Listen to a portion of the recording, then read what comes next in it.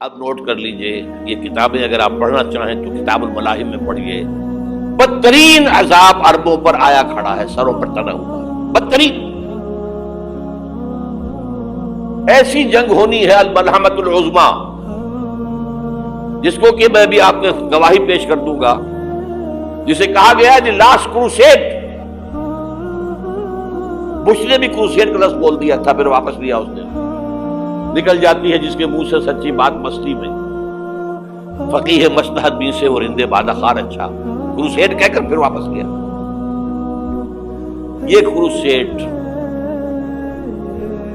اس کے اوپر جس قدر نقصان ہونا ہے عربوں کا، گریٹر اسرائیل بنے گا، یہ عراق، شام، اردن، سعودی عرب کا کچھ شمالی علاقہ، ترکی کا جنوبی علاقہ، مصر کا صحرائے سینا، اور اس کے ساتھ ہی جو بہترین اس کا زرخیز ترین علاقہ ڈیلٹا آف نائل، یہ سب یہودیوں کے قبضے میں جائے گا۔ اس کو حدیث میں کہا گیا الملحمۃ العظمیٰ۔ عیسائی 80 علم لے کر اے مسلمانوں تم پر حملہ آور ہوں گے، اور ہر علم کے نیچے 12,000 فوج، 9.5 لاکھ فوج۔ یہ نیٹو کی تیاری کس کے لیے ہو رہی ہے؟ جب یو ایس ایس آر کا خاتمہ ہوا تو پوچھا گیا تھا نیٹو چیف سے، اب کس لیے؟ تمہارا وہ دشمن تو ختم ہو گیا، اب ہمیں اسلامک فنڈامنٹلزم سے نمٹنا ہے۔ جانتے ہیں خطرہ یہی ہے، اب اسلام ابھر سکتا ہے، مسلمانوں کے سینوں کے اندر وہ آگ ہے، اوپر خاکستر آ گیا ہے، تمہیں اٹھانا بیٹھنا، یہ اندر تو انگارہ ہے، اوپر سے راکھ ہے، اسے دھوکہ نہ کھا جانا ان کے دلوں کے اندر۔ اور بش نے کہا تھا مسلمان چاہتے ہیں کہ ہسپانیہ سے لے کر انڈونیشیا تک نظام خلافت قائم کریں، تو میں حیران ہوا تھا کہ اس کا وقت کو ہسپانیہ کا خیال کیسے آ گیا؟ ہمیں تو کبھی آتا ہی نہیں، ہم تو بھول گئے، وہ تو 500 برس پرانی بات ہے، جبکہ وہاں سے ہمیں نکال دیا گیا تھا۔ اگرچہ اقبال نے کہا تھا ہے ارض فلسطین پہ یہودی کا اگر حق، ہسپانیہ پر حق نہیں کیوں اہل عرب کا؟ ہسپانیہ میں تو 800 سال حکومت کی مسلمانوں نے، اور ابھی 500 برس سے گزرے ہیں نا۔ یہودی تو ارض مقدس سے 2000 سال نکالے گئے، انہیں لا کے آباد کیا گیا، عربوں کے سینے میں خنجر پھونک دیا گیا۔ وہ چھوٹا سا ملک جو چاہتا کرتا، کوئی پوچھنے والا نہیں۔ امریکہ جیسے اپنے بیٹے کی حفاظت کرے ویسے کرتا ہے، اور حضور نے فرمایا ہے وہ جنگ جب ہوگی تو ایک باپ کے اگر 100 بیٹے ہوں گے تو 99 ختم ہو جائیں گے، ایک بچے گا۔ یہ حدیث ہے صحیح۔ اور آپ نے فرمایا ویل للعرب من شر قد اقترب، عربوں کے لیے ہلاکت ہے، عربوں کے لیے بربادی ہے اس شر سے جو قریب آ چکا ہے۔ اور آج جس طرح انہوں نے ان کی تہذیب کو اختیار کر لیا، دبئی جا کر دیکھیے، بدترین مغربی معاشرہ جو ہے وہ دبئی کے اندر اپنے قائم کر کے دکھانا۔ اب سعودی عرب اس راستے پر بڑھ رہا ہے، اور اس کے بعد نمبر 2 پر جو ہے ہم پاکستانی ہیں۔ لیکن میں اس کے وہ پہلی بات جو کہہ رہا ہوں وہ تو یقینی ہے، اس میں تو احادیث صحیحہ موجود، اگرچہ اس کے بعد پانسا پلٹے گا، پھر حضرت مہدی کا ظہور ہوگا، حضرت عیسیٰ کا نزول ہوگا، اور وہ گریٹر اسرائیل گریٹر گریو یارڈ بنے گا یہودیوں کا، ایک ایک یہودی قتل ہوگا اور دفن ہوگا۔ یہ بات میں ہونا ہے، میں پہلی بات فرض کر رہا ہوں۔ وہ پانسا پلٹے گا جب پلٹے گا، ابھی جو سامنے ہے وہ کیا ہے؟ اس ملحمۃ العظمیٰ کہا حضور نے، جسے آرمگیڈون کہتے ہیں عیسائی۔ آرمگیڈون کی اگر کہیں جا کر آپ دیکھیں گے، آپ ڈکشنری میں مانی کیا لکھا ہے؟ A very big war which will be fought between the forces of evil and good before the end of this world. اس دنیا کے خاتمے سے پہلے خیر اور شر کی قوتوں کے درمیان بہت بڑی جنگ ہوگی، ارمجدون اسے کہتے ہیں عربی میں، اور آرمگیڈون اسے کہتے ہیں انگریزی کے اندر۔ اور یہ بائبل کی آخری کتاب کے اندر ہے، جو اس میں کہ مکاشفات یوحنا، ریولیشنز آف سینٹ جان. یہ تو میں کہہ رہا ہوں یقین کے ساتھ، اور زیادہ دور نہیں آیا چاہتا ہے. اس لیے کہ یہودیوں کا اور عیسائی جو کنزرویٹوز ہیں، نیو کنزرویٹوز، ان کا 5 نکاتی ایجنڈا ہے متفق علیہ، جس کے تحت یہ جنگ صلیبی شروع کی گئی ہے. تو سن لیجئے آپ. آرمیگیڈون نمبر 1، گریٹر اسرائیل قائم ہو جانا اس کے نتیجے میں نمبر 2، مسجد اقصی اور قبۃ الصغریٰ کو گرانا نمبر 3، وہاں 3rd ٹیمپل، وہ مسجد جو حضرت سلیمان نے بنائی تھی 1000 قبل مسیح میں، پھر برباد کی تھی نیبوکدنیزر نے، دوبارہ بنائی گئی، پھر دوبارہ ختم ہوئی 70 عیسوی تک گری پڑی. ان کا خانہ کعبہ گرا ہوا ہے 70 عیسوی سے لے کر آج تک. ایک دیوار ہے ویلنگ وال، جہاں جاتے ہیں، روتے ہیں، پیٹتے ہیں، ماتم کرتے ہیں. وہاں وہ بنے گا 3rd ٹیمپل. اور نمبر 4، اس میں لا کر رکھا جائے گا تخت حضرت داؤد کا. یہ تخت کہاں ہے اس وقت؟ یہ لندن شریف کے اندر، جو ان کی پارلیمنٹ کا جو چرچ ہے، ویسٹ منسٹر ایبے، اس میں رکھا ہوا. ایک پتھر تھا جس پر بٹھا کر حضرت داؤد کی تاجپوشی ہوئی، پھر حضرت سلیمان کی ہوئی، پھر وہ پتھر رکھ دیا گیا جب حضرت سلیمان نے بنایا ہیکل مسجد اقصی، وہاں رہا وہ. ہر بادشاہ جو تھا یہودی اسی کے اوپر بٹھا کر اس کی تاجپوشی ہوتی تھی. سن 70 میں ٹائٹس نے گرایا اسے، ہیکل کو، وہ پتھر لے گیا، وہاں سے روم گیا، روم سے آئرلینڈ گیا، آئرلینڈ سے اسکاٹ لینڈ آیا، اسکاٹ لینڈ سے انگلینڈ آیا، اور اب وہ رکھا ہوا ہے 14ویں صدی عیسوی سے آج تک. وہ ویسٹ منسٹر ایبے میں رکھا ہوا، ایک کرسی کی سیٹ میں اسے بنا دیا گیا ہے تخت کی شکل. اب انگریزوں میں کوئی ملکہ ہو، کوئی بادشاہ ہو جس کی بھی تاج پیشی ہونی اس میں ہو. یہ لا کر رکھا جائے گا 3rd ٹیمپل میں، اور اس پر یہودیوں کے خیال کے مطابق ان کا مسیحا آئے گا جو مسیح دجال ہوگا. عیسائیوں کے خیال کے مطابق حضرت عیسیٰ آئیں گے، وہ ہمارا بھی خیال ہے حضرت عیسیٰ آئیں گے علیہ السلام. بارہ یہ تو بات کی باتیں ہیں نا. اس وقت جو میں عرض کر رہا ہوں، عربوں پر بہت بڑا عذاب، اور پاکستان کا معاملہ البتہ یہ ہے، میں یقین سے نہیں کہہ سکتا. ہینگنگ ان دی بیلنس، ہو سکتا ہے اللہ تعالیٰ ہم پر رحم فرمائے، ہو سکتا ہے، اگرچہ اس کی کوئی شرائط ہو. چمن کے مالک اگر بنا لیں موافق اپنا شعار، اب بھی چمن میں آ سکتی ہے پلٹ کر چمن سے روٹھی بہار. اب ہو سکتا ہے.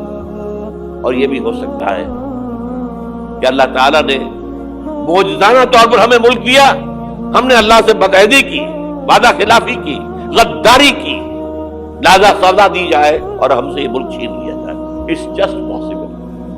دور نہ سمجھے، اس انہونی بات نہ سمجھے. جو گھیراؤ ہو رہا ہے آپ کے مغرب میں نیٹو فورسز اور مشرق میں بھارتی فورسز گدھوں کی طرح بیٹھے ہوئے انتظار کر رہے ہیں پاکستان اور ڈسٹیبلائز ہو جائے، یہاں اور بدامنی ہو جائے. اب لاہور میں پھر آج دھماکے ہو گئے ہیں. 2 دن پہلے کا دھماکہ میں سہ کے آیا ہوا ہوں، آپ کے سامنے بیٹھا ہوں. وہ جانے بچی ہیں جو ہماری اکیڈمی کا حشر ہوا، میں آپ کو نہیں بتا سکتا. یہ سارا کیوں ہو رہا ہے؟ تاکہ یہاں بدامنی ہو جائے اور ہمیں جواز مل جائے.